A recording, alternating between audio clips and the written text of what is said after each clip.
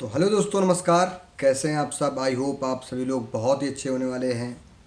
तो दोस्तों, मैं आशुतोष सिंह चौहान आ चुका हूं यहाँ पर एक न्यू वीडियो लेक्चर पर, जहाँ पर आज हम लोग बात करने वाले हैं कि पशुओं को सर्द हवाओं से उनके स्वास्थ्य पर क्या प्रभाव पड़ रहा है, या हम लोग इसको ऐसे कह सकते हैं कि ये जो सर्दियाँ आई हैं अचानक से, या सर्दियाँ चल रही हैं इस समय, अभी 1 जनवरी या हम लोग कहें 31 दिसंबर से अचानक से सर्दियों का प्रभाव बढ़ा हुआ है, या हम लोग कहें सर्द हवाओं का प्रभाव बढ़ा हुआ है।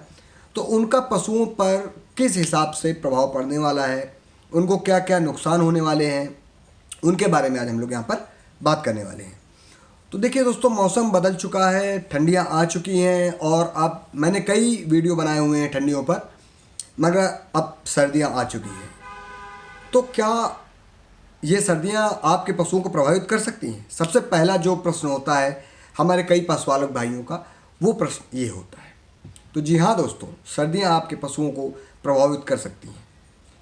हमने यहाँ पर 3 स्तर बनाए हुए हैं, 3 श्रेणियाँ बनाई हुई हैं। उन श्रेणियों में हम लोगों ने ठंड का जो प्रभाव है जानवरों पर या पशुओं पर, उस पर हम लोगों ने बात की हुई है।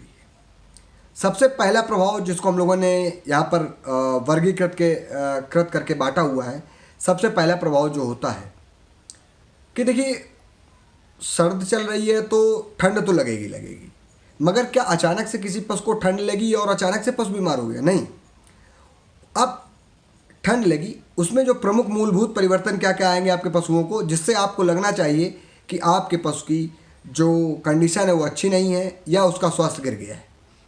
तो उनमें से 2 चीज़ें हैं जो आप देख सकते हैं। ये हम लोग का एक ही चीज़ है जिसको आप लोग देख सकते हैं, बाकी जो जो 2 चीज़ें हैं वो दीर्घकालिक परिणाम दे सकती हैं। मतलब दीर्घकालिक का मतलब कैसा है कि कुछ दिन बाद भी उनके रिजल्ट आ सकते हैं।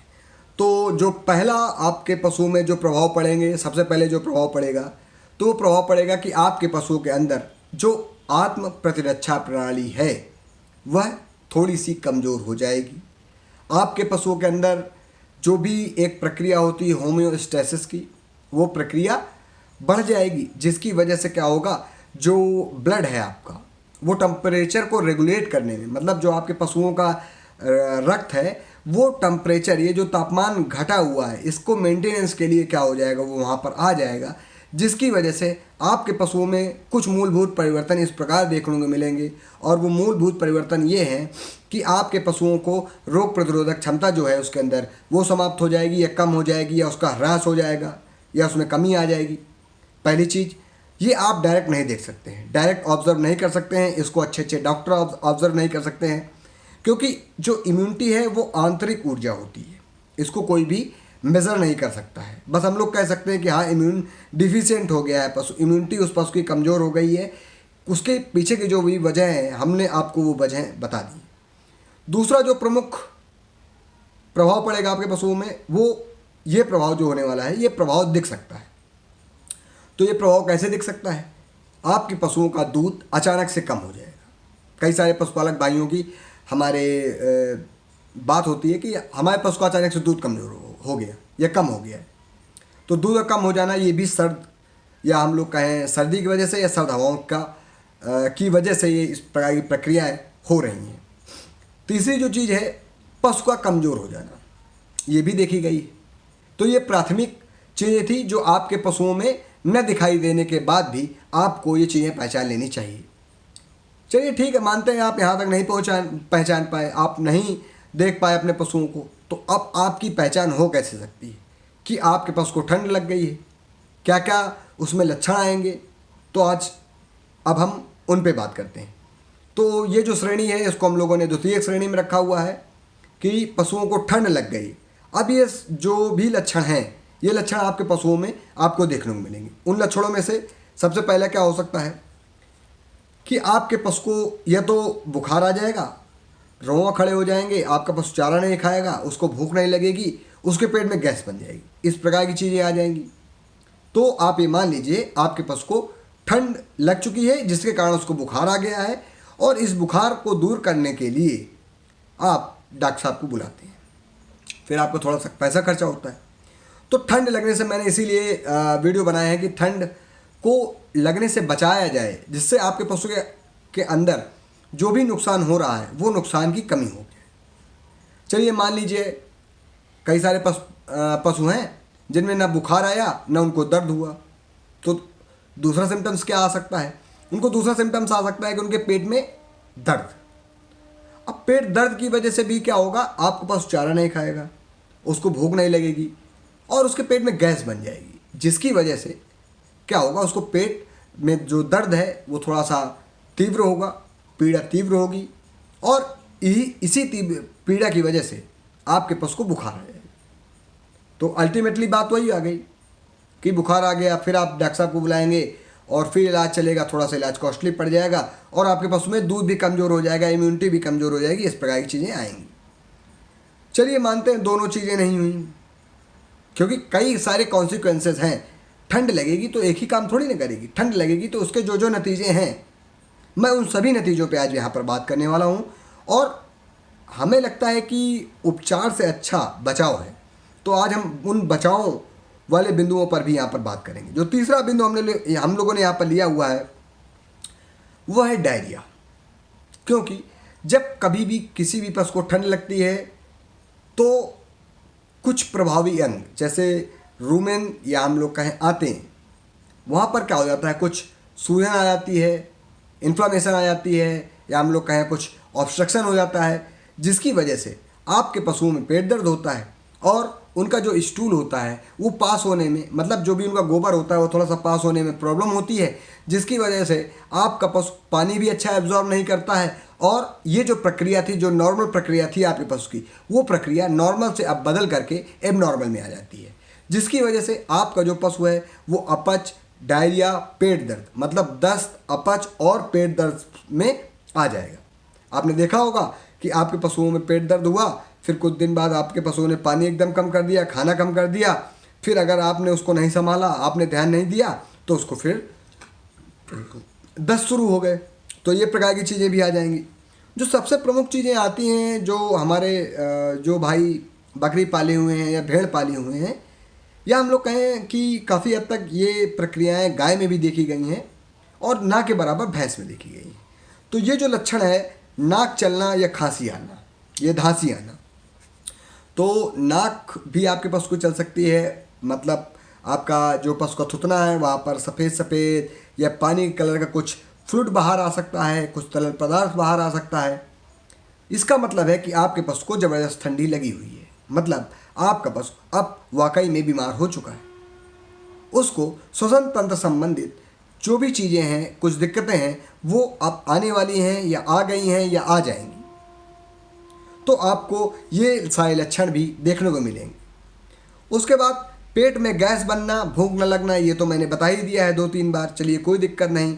और अपच, ये सारी चीज़ें जो हम लोगों ने द्वितीयक श्रेणी में रखी हुई हैं कि पशुओं में आपके ये द्वितीयक लक्षण आएंगे जो आपको दिखाई देंगे। प्राथमिक लक्षण आपको ना के बराबर दिखाई देंगे या दीर्घकालिक दिखाई देंगे, मतलब लंबे समय बाद दिखाई देंगे, मगर ये जो त्वरित लक्षण हैं, तुरंत जो लक्षण आ जा रहे हैं, ये सारे लक्षण हैं। जैसे बुखार आ जाना, उसका दस्त, पशुओं का दस्त आ जाना या दस्त करना पशुओं में, या हम लोग कहें उसमें नाक आना या पेट दर्द होना, या उसके पेट में गैस बनना जिसकी वजह से वो खाना नहीं खा रहा है, तो ये सारी चीज़ें वहाँ पर आ जा रही हैं।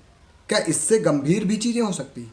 जी हाँ दोस्तों, इससे भी गंभीर चीज़ें हो सकती हैं। उसको हम लोगों ने तृतीयक श्रेणी पर रखा हुआ है, क्योंकि यहाँ पर हम लोगों ने बीमारी जैसे जैसे आ रही है, जैसे जैसे बढ़ रही है, हम लोगों ने एक ही वीडियो पर पूरे जो भी आपके डाउट्स हैं उन डाउट्स को क्लियर करने के लिए हम लोगों ने यहाँ पर इस प्रकार की जो भी चीज़ें हैं वो चीज़ें रखी हुई हैं। तो जो तृतीयक लक्षण हैं वो क्या आ जाएंगे? अब यहाँ पर आपको डॉक्टर साहब को बुलाना पड़ सकता है और हो सकता है कि डॉक्टर साहब के आने के बाद भी आपका पशु न बचे। ये जो चांस है लगभग 10% होते हैं। हालांकि इलाज के बाद 90% जो पशु हैं वो ठीक हो जाते हैं, मगर 10% पशु फिर भी हाथ से चले जाते हैं, जिसमें कई सारे पशुपालक भाई हमारे डॉक्टरों को दोषी ठहराते हैं और कई सारे डॉक्टर बंधु भी अपने आप को दोषी मानते हैं। तो वो प्रमुख वजह है क्या क्या है? हमने बताया कि आपके पशु में जो द्वितीयक लक्षण है वो तीव्र लक्षण है, तुरंत आएंगे, ज़्यादा तेज़ी से करेंगे। जैसे डायरिया ज़्यादा हो गया तो पशु का शरीर ठंडा पड़ जाएगा, पशु ठंडा पड़ जाएगा, जिसकी वजह से पशु को क्या हो सकता है, जान जा सकती है, क्योंकि वहाँ पर हाइपोवॉल्मिक शॉक लगेगा, मतलब हाइपोवॉल्यूमिक शॉक का मतलब क्या होता है, हाइपो मतलब कम और वॉल्यूमिक मतलब वॉल्यूम, मतलब जो भी आपके पशु के अंदर फ्लूइड है, फ्लूइड मतलब जो तरल पदार्थ है जैसे खून है और सेल के अंदर का जो फ्लूइड होता है, इलेक्ट्रोलाइट है और भी कई सारी चीज़ें होती हैं, उनकी कमी हो जाएगी, पशु का शरीर ठंडा हो जाएगा, टेम्परेचर गिर जाएगा आपके पशु का, और हो सकता है आपका पशु बैठ जाए। इस प्रकार की संभावनाएं हो सकती हैं। या हम लोग कहें आपका पशु में अचानक से कार्डियोजेनिक शॉक लग जाए, जिसके कारण आपका पशु हृदय गति रुक जाने से आपके पशु की मृत्यु भी हो सकती है। तो ये जो जो गंभीर वजह हैं जो इतनी देर बाद मैंने बताई हैं, तो ये भी आ सकती हैं। अब अगर हम लोग बात करें कि क्या ये सारी वजहें सभी पशुओं को आएंगी, तो नहीं दोस्तों, ये जो भी वजहें हैं ये सारे पशुओं को नहीं आएंगी, ये कुछ पशुओं में आएंगी। जो पशु इम्यूनिटी से तो कमज़ोर होगा, या जो पशु ताज़ा ब्याया होगा, या जो पशु दूध दे रहा होगा, या जो अभी हम लोग कहें जो पशु बूढ़ा हो सकता है कि मतलब 6 ब्यात 7 ब्यात हो गई हैं, 5 ब्यात हो गई हैं, या हम लोग कहें कि इस प्रकार की जो ठंड है वो इस प्रकार के पशुओं को परेशान करती हैं जिनमें खाद्यान्न या राशन की कमी है। तो इस प्रकार की चीज़ें उनमें देखने को मिल सकती हैं। कई जगह पे आप लोगों ने देखा होगा कि ठंड आ गई है तो बूढ़ा जानवर बैठ जाता है आपका, तो वो भी ठंड की वजह से ही उनके रक्त में जो उसकी विस्कोसिटी होनी चाहिए या वो बदल गई है, गाढ़ी हो गई है, या नसें सिकुड़ गई हैं, या हम लोग कहें कि हड्डियों में वो तान नहीं बची है। इस प्रकार की भी चीज़ें आपको ठंडियों में देखने को मिल सकती हैं। ये हमने अपनी तृतीयक श्रेणी में रखा हुआ है। उसके बाद दोस्तों जो सबसे एक गंभीर बीमारी, जैसे मैंने आपको बताया कि नाक बह रही थी, नाक बहते बहते क्या हो गया था कि कुछ दिन बाद आपके पास धांसने लगा और आपने इलाज नहीं करवाया। अरे ठीक है, धांस रहा है भाई, कई सारे लोग होते हैं कि अपने मन से ठीक हो जाएगा। तो अगर आप ध्यान नहीं देते हैं तो कुछ दिन बाद उसी पशु को निमोनिया जैसी दिक्कतें, या हम लोग कहें रेस्पिरेटरी ट्रैक्ट इन्फेक्शन संबंधित दिक्कतें आ जाती हैं। यानी श्वसन मार्ग में कोई ना कोई दिक्कत आ जाती है, क्योंकि वो इन्फेक्शन धीरे धीरे अंदर की ओर बढ़ता है। आपके पशु का शरीर कमज़ोर होता है, रोग प्रतिरोधक क्षमता आपके पशु की कमज़ोर होती है, जिसकी वजह से ये जो इन्फेक्शन है, या हम लोग कहें जो बीमारी है, या हम लोग कहें आपके शरीर के अंदर अननेसेसरी जो भी चीज़ें हैं, जो चीज़ों की ज़रूरत नहीं थी, ये जो चीज़ें नहीं होनी चाहिए थी, वो भी चीज़ें आ जाती हैं। तो इस प्रकार की चीज़ें हम लोगों को देखने में मिली हुई हैं। तो ये तो थे प्रभाव ठंडी के। तो प्रभाव आ गया। अब हम बात करते हैं कि इनको आप कम कैसे कर सकते हैं। ये जो भी प्रभाव हैं, या हम लोग कहें ये जो भी लक्षण आपको मिल रहे हैं, प्राथमिक, द्वितीयक, तृतीयक, ये जो भी लक्षण मैंने बताए हैं यहाँ पर, उनसे आप अपने पशुओं को बचा कैसे सकते हैं। तो उसके लिए हम लोगों ने यहाँ पर रेमेडी ली हुई है, मतलब उपाय लिया हुआ है। तो ये जो उपाय हैं, इनमें सबसे पहला जो उपाय है, जो मैंने कई बार वीडियो पर अपने पशुपालक भाइयों को जागरूक करने के लिए बताया हुआ है, तो सबसे पहला उपाय है मैनेजमेंट, हाउसिंग मैनेजमेंट। मतलब जहाँ पर भी आपका पशु बंध रहा है उसकी आप थोड़ा सा निरीक्षण करें कि कहीं पर आपके पशु जहाँ पर बैठ रहा है वहाँ पर गोबर तो नहीं है, पेशाब तो नहीं पड़ी हुई है, या हम लोग कहें भाई कई सारे लोग जो हैं वो ईंटें नहीं डलवाते अपने पशुओं में, या गद्दे नहीं डलवाते हैं, तो मिट्टी रहती है, तो मिट्टी में थोड़े थोड़े गड्ढे हो जाते हैं, वहाँ पर क्या होता है, पेशाब भर जाता है, गोबर भर जाता है, फिर पशु बार बार उसको रौंदता है, जिसके कारण गड्ढे हो जाते हैं और पशु आपका थोड़ा सा भीग जाता है, जिसकी वजह से भी आपके पशुओं में ठंड लगने के चांसेस हो जाते हैं। ये पहली वजह थी। दूसरी वजह है पानी। हमने देखा है कि कई सारे पशु ठंड में पानी पीना कम कर देते हैं या एकदम पानी को छोड़ देते हैं, तो उसके पीछे की वजह है। और कई सारे लोग मानते हैं कि ठंडा पानी देने की वजह से पशुओं में ठंड लग जाती है। तो इन तीनों वजहों को हम आपको एक बार में समझाना चाहते हैं कि ये तीनों वजह हैं। पानी के द्वारा जनित जो भी ठंडी है, या पानी की कमी के द्वारा जनित जो भी रोग हैं, इनको हमें मैनेजमेंट करना है। तो इनके मैनेजमेंट के लिए आप अपने पशुओं को क्या कर सकते हैं, ताज़ा पानी, मतलब जैसे ही भाई कई सारे जगह हैं समरसेबल की मोटर्स हैं, तो उन्होंने ऑन किया, तुरंत ताज़ा पानी पिला दिया। या कई सारे पशुपालक भाइयों के पास नल होगा, कुआं होगा, वो वहाँ से भी पानी निकाल करके अपने पशुओं को आप इस प्रकार की सेवाएं दे सकते हैं। मतलब ताज़ा पानी जब भी दें, ताज़ा पानी दें। पशु ने नहीं पिया है, आप उसको हटा के रख दें, फिर जब वो पशु पानी की मांग कर रहा है, उस पानी को फेंकें, नया पानी ताज़ा फिर भरें, फिर उसको पानी प्रोवाइड करें। तो इस प्रकार से अगर आप चीज़ें करते हैं तो आपके पशुओं में जो ठंड लगने के चांसेस हैं वो लगभग ना के बराबर हो जाएंगे, या हम लोग कहें कम हो जाएंगे। और जो आपके पशुओं में एक डायरिया हो रहा था, जिसको कई सारे लोग शूटिंग डायरिया भी कहते हैं, उसके जो भी चांसेस हैं वो भी कम हो जाएंगे, क्योंकि पानी की कमी की वजह से भी कई बार दस्त हो जाता है और कई सारे लोग इसको ध्यान नहीं दे पाते हैं, जिसकी वजह से उनकी जो थेरेपी है या जो उनकी डायग्नोसिस है वो थोड़ा सा कमज़ोर हो जाती है, जिसकी वजह से पशुओं को उचित रिजल्ट नहीं मिल पाते हैं। तो ये चीज़ें जो है हमें ध्यान रखनी चाहिए थी कि मैनेजमेंट बहुत ज़रूरी है। उसके बाद जो दूसरी चीज़ है मैनेजमेंट में ही है ये दूसरी चीज़ कि पशुपालक भाई हमारे कुछ बोरे का या हम लोग कहें कि कुछ इस प्रकार की चीज़ों का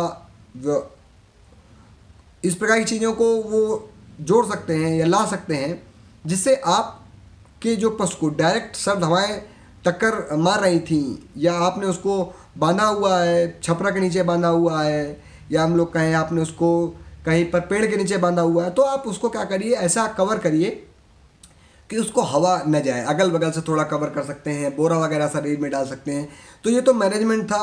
अगर आप अपने मैनेजमेंट को ध्यान देते हैं तो ये सारी चीज़ें आपको मिल जाएंगी, ये सारे रिजल्ट आपको अच्छे मिलेंगे। तो ये बिना पैसे के आप उपाय करके अपने पशुओं को बचा सकते हैं। उसके बाद अगर हम लोग बात करें कि कुछ देसी चीज़ें क्या आप लोग दे सकते हैं, तो हाँ, कुछ देसी चीज़ें देते हैं पशुपालक भाई हमारे। जैसे पुराने ज़माने में गुड़ है, तेल है, अजवाइन है, इस प्रकार की चीज़ें दी जाती थी कि जैसे पेट दर्द हो रहा है, जानवर चारा नहीं खा रहा, सर्द लग गई है, तो हमारे पशुपालक भाई हैं वो जानते हैं और वो योग्य होते हैं, ना पढ़ने के बाद भी वो योग्य होते हैं, क्योंकि उनको पशुओं को पालते पालते उनको इतना अनुभव हो जाता है कि वो इस प्रकार की चीज़ें जैसे गुड़ है, अजवाइन है, तेल है, इस प्रकार की चीज़ें देते हैं। तो इससे भी अच्छा रिजल्ट मिलता है। हालांकि ठंडियों में अगर आप गुड़ देते हैं तो आपको थोड़ा सा रिजल्ट वाकई में अच्छे मिलेंगे, आपके पशुओं में थोड़ा सा दूध भी बढ़ेगा और भी कुछ अच्छी चीज़ें आपको मिलेंगी। उसके बाद दोस्तों अगर हम लोग बात करें कि और क्या ले सकते हैं, जैसे सर्दी हो गई है, आपके पशु को जुकाम हो गया है, तो वहाँ पर आप क्या कर सकते हैं, तो वहाँ पर वही आप गुड़ और अदरक की जैगरी दे सकते हैं। गुड़ और अदरक की जैगरी का क्या मतलब है कि अदरक को कुचल लिया गया और थोड़ा सा गुड़ उसमें मिला करके लेपन कर करके कुछ थोड़ा सा अच्छा सा लड्डू बना करके या छोटे छोटे लड्डू बना करके आपने अपने पशु को खिला दिया, तो उसकी वजह से भी जो आपके पशुओं में सर्दी जुकाम है उसमें भी थोड़ा सा राहत मिलेगी। तो ये सर्दी जुकाम के लिए हो गया, सर्द लगने के लिए हो गया। अगर मान लीजिए आपका पशु नाक बहा रहा है और आपने डॉक्टर साहब को फ़ोन किया, डॉक्टर साहब नहीं आ पा रहे हैं, तो आप जो गुड़ अजवाइन तेल दे रहे थे वो दे दीजिए। और फिर आप क्या करिए, जो दूसरी चीज़ करिए वो क्या करिए, 2 चम्मच हल्दी, 2 चम्मच तेल और रोटियां लीजिए और रोटियों में 2 चम्मच हल्दी, 2 चम्मच तेल डाल करके उसको चुपड़िए और चुपड़ने के बाद आप अपने पशुओं को दे सकते हैं। ये था आयुर्वेदिक इलाज। आपको बिना कहीं पर जाए आपके घर से ये सारी चीज़ें आपको राहत दे देंगी। मगर ठंड जब ज़्यादा लग जाएगी तो ये चीज़ें काम नहीं करेंगी दोस्तों। ये चीज़ें प्राथमिक उपचार हैं, मगर जब ज़्यादा सर्दी लग जाएगी तो आपको ये चीज़ें काम नहीं करेंगी। तो आप सर्दियों से बचाने के लिए क्या कर सकते हैं? एज ए फार्मासिस्ट मैं आपको क्या सलाह दे सकता हूँ? तो एज ए फार्मासिस्ट मैं आपको सलाह दे सकता हूँ कि अगर आपका पशु छोटा है, बड़ा है, दूध दे रहा है, बूढ़ा है, या हम लोग कहें वो बार बार बीमारी से ग्रसित हुआ है, उसको कई बार बड़ी बड़ी बीमारियां हो चुकी हैं, वो बार बार बीमार हो रहा है, उसको एक बार सर्द लग चुकी है, आपने इलाज कराया, ठीक हुआ, फिर आपका जानवर सर्द खा गया, फिर से आपके जानवर में इस प्रकार की दिक्कतें आ गई, या दूध कम हो गया, या हम लोग कहें रोग प्रतिरोधक क्षमता में कमी आ गई, या आपका पशु लगातार कमज़ोर होता चला जा रहा है, या हम लोग कहें आपका पशु बैठ गया है। अगर इस प्रकार की चीज़ें आपके पशुओं में आ रही हैं तो आप कुछ दवाएं हैं जो ओवर द काउंटर हैं। ओवर द काउंटर मतलब आप फार्मासिस्ट की सलाह से, हमारे मेडिकल स्टोर संचालक भाई की सलाह से, या आप पैरावेट भाई या वैक्सीनेटर भाई किसी की भाई की सलाह से आप ले सकते हैं। तो आपको वहाँ पर लेना क्या है, आप वहाँ पर अपने पशुओं के लिए कैल्शियम और नर्वाइन टॉनिक ले सकते हैं। कैल्शियम में अगर मैं बात करूँ तो कैल्शियम आप किसी भी अच्छी कंपनी ले सकते हैं, मगर मैं आपको बता दे रहा हूँ 2-4 नाम जिनको आप लेंगे तो आपको रिजल्ट अच्छे मिलेंगे। भाई जब आप रुपए लगा रहे हैं तो क्यों ना आप अच्छी चीज़ें लें। तो आप लोग ले सकते हैं या तो विरबैक का आस्टोवेट ले सकते हैं। ये पहला कैल्शियम जो मैंने बताया आस्टोवेट, बहुत सारे लोग जानते हैं, आस्टोवेट ले लीजिए या आस्टोवेट फोर्ट ले लीजिए या चिलीटेड आस्टोवेट ले लीजिए। मगर अगर आप अपने पशुओं का मैनेजमेंट रखना चाहते हैं तो आस्टोवेट प्लेन ले लीजिए, या इंटास का आता है कैलशक्ति स्मार्ट, आप वो आता है पाउडर फॉर्म में, 16.5 ग्राम पर डे की डोज होती है बड़े जानवरों की, तो आप वो भी दे सकते हैं। अच्छा है, वो सस्ता होता है, वो सस्ता बहुत ज़्यादा होता है क्योंकि उसमें पानी नहीं होता, वो पाउडर फॉर्म में होता है, तो इस वजह से उसका जो कंटेनर कॉस्ट है या हम लोग कहें उसमें जो और जो भी कॉस्ट हैं या हम लोग कहें जो डिलीवरी कॉस्ट है वो कम हो जाता है, उसकी वजह से वो पैकेट क्या है वो सस्ता है। तो कैल शक्ति स्मार्ट आपको मिल जाता है तो थोड़ा सा अच्छा रिजल्ट मिलेगा। नहीं तो आप आस्टोवेट भी ले सकते हैं, अच्छा रिजल्ट मिलता है, या कैल्शियमस स्ट्रॉन्ग ले सकते हैं, या कैल्शियमस गोल्ड ले सकते हैं। इस प्रकार के कैल्शियम आप अच्छे कैल्शियम है आप उनको ले सकते हैं। अब कई सारे पशुपालक भाइयों के मन में आया होगा कि हमारा पशुओं ने दूध कम कर दिया और हमने कैल्शियमस की जेल दे दी। हाँ तो जेल भी ठीक है, मगर जेल ऑप्शन नहीं है। हमने यहाँ पर मैनेजमेंट की बात कही हुई है, तो मैनेजमेंट में आप या तो विरबैक का ऑस्टोवेट या इंटास का कैल शक्ति स्मार्ट ले सकते हैं। डोजेस जो रहेंगी वो 50 ml सुबह 50 ml शाम की रहेंगी। अगर कैल्शियम आपने कोई कैल्शियम लिक्विड कैल्शियम लिया है, मतलब ऑस्टोवेट लिया है, तो 50 ml सुबह 50 ml शाम। और अगर आपका पशु दूध देने वाला है तो आप 100 ml सुबह 50 ml शाम भी दे सकते हैं, या 150 ml दिन में एक बार भी दे सकते हैं। कोई दिक्कत नहीं आएगी आपके पशुओं की, क्योंकि जो कैल्शियम होता है वो एंटी बैलिस्टिक मिसाइल के तरीके काम करता है। मतलब ठंड में आपके पशुओं को ठंड से बचाव करता है और गर्मियों में आपके पशुओं की गर्मियों में बचाव करता है। इसके अलावा कैल्शियम के और भी कई सारे रोल हैं। जहाँ पर आपके पशु बैठ गए हैं, या हम लोग कहें चलने में लंगड़ा रहे हैं, या चल नहीं पा रहे हैं, या उनको सर्द लग गई है, वहाँ पर भी आप कैल्शियम से अच्छा रिजल्ट पा सकते हैं। तो कैल्शियम आपको लेना है। और दूसरी जो चीज़ लेना है वो लेनी है नरवाइन टॉनिक। तो नरवाइन टॉनिक में मैं किसी कंपनी का नाम नहीं लूँगा, मैं सीधे आपको एक नाम बताता हूँ जो आप लोग ले सकते हैं। सीधे न्यूरोकाइंड ले लीजिए। न्यूरोकाइंड आपको सभी जगह पर अवेलेबल मिलेगा। आधा लीटर न्यूरोकाइंड ले लीजिए और आप कोई कैल्शियम ले सकते हैं।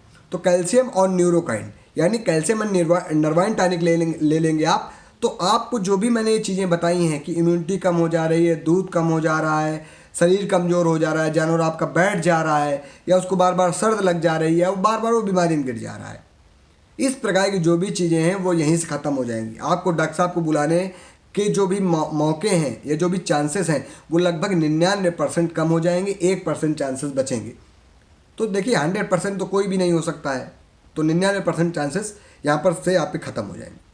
अगर फिर भी आपके पशुओं को सर्द लग गई, पहली बात तो सर्द लगेगी नहीं, या हम लोग कहें कि आपने ये नहीं दिया और सर्द लग गई आपके पशुओं को, फिर आप क्या कर सकते हैं?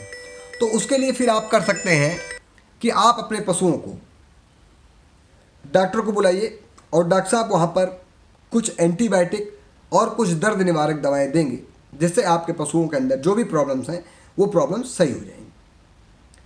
इसके साथ में डॉक्टर साहब आपको कई सारे इंजेक्शन दे सकते हैं। हो सकता है कि वो टेक्निकल डॉक्टर हो तो वो एंटीबायोटिक का यूज़ ना करके कुछ दूसरे इंजेक्शन का यूज़ कर दें। हमारे डॉक्टर साहब जानते हैं हम भी हैं सारे इंजेक्शन वगैरह, मगर हम आपको यहाँ पर नहीं बताएंगे क्योंकि उसके पीछे एक वजह है।